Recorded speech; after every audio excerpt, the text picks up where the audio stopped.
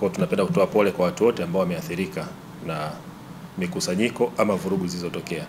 Napenda kutoa ufafanuzi kuhusiana na hili swala ambalo kwa kiasi kikubwa watu wengi ambao tumesikia sisi mitaani, taarifa kwenye mitandao na mitaani, watu wengi wanahusisha kampuni ya Lake na wanasiasa katika umiliki.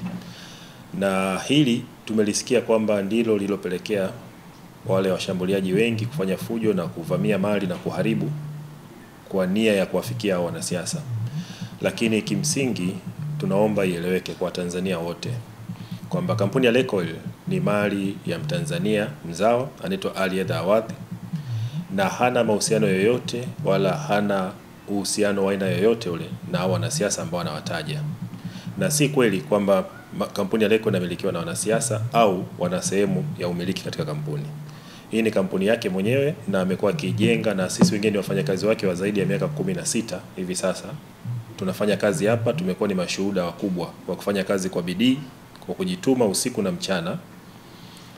Na tumefanya kazi kwa muda mrefu, tumekuwa tukishuhudia kampuni ikikua kidogo kidogo kuanzia chini mpaka tulipofikia hapa.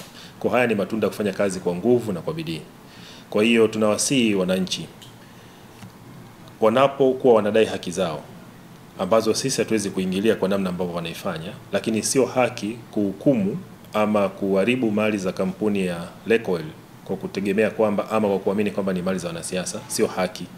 Hawatutendei haki, hasa sisi ambao ni wafanyakazi ambao tunafanya kazi kwenye kampuni kwa muda mrefu na tuna mchango wetu mkubwa, na mpaka sasa kampuni yetu inafanya kazi zaidi ya 8,000 ambapo asilimia kubwa ni Watanzania.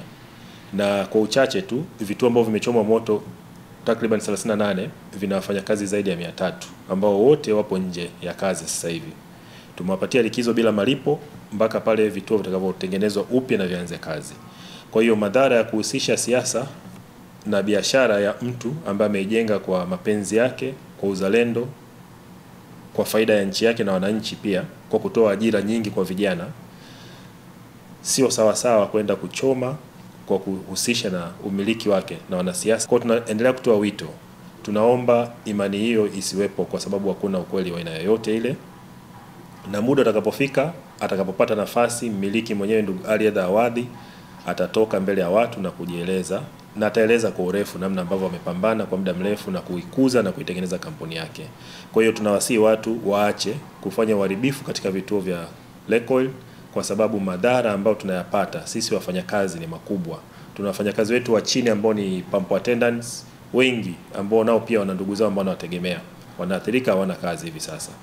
Kwa tunaomba sana, na pia sisi tunauza nishati ya mafuta na gesi ambao ni nishati ambao ni hatarishi.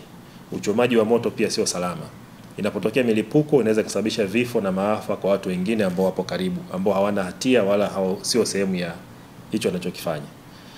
Vijana bado wameshaaminishwa kwamba wanasiasa wanahusika na umiliki wa kampuni na ndio maana wanafanya hivyo. Lakini si kweli. Watu wengi ni mashuhuda, sisi ni mashuhuda.